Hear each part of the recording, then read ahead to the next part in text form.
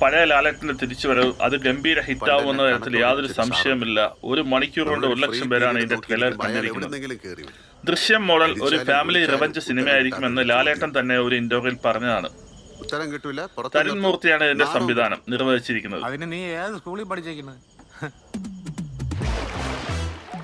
എന്തായാലും ശോഭന മോഹൻലാലിന്റെ ഏറ്റവും ബെസ്റ്റ് ഹിറ്റായ ഒരു സിനിമയായിരിക്കട്ടെ എന്ന് ആശംസിക്കുന്നു.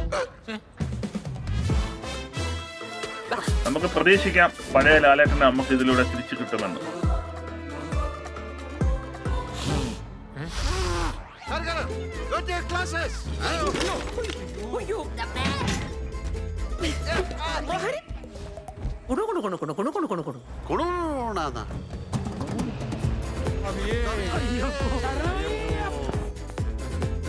ആ താടി തൊട്ട കൈ ഞാൻ വെട്ടും.